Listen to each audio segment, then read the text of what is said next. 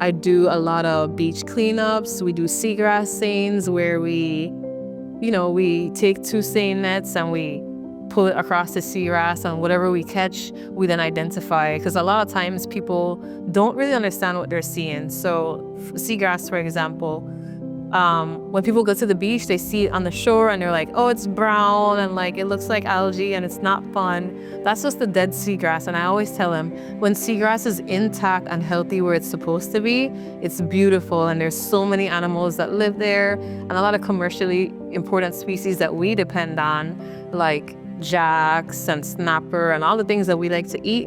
Those babies live in that seagrass, right? So if we protect something that you don't quite understand, as a scientist, it's easy for me to justify that. But creating those events and opportunities for them to see, hey, this is what lives here, this is why it's important, their eyes just go like, wow, this is insane. Like, I didn't know that this was there. All I thought about was the icky dead seagrass I saw on the beach. I didn't think about this underwater forest here that is housing so many species that are really important to us because we eat them, but just in creating healthy habitats and healthy ecosystems and increasing biodiversity.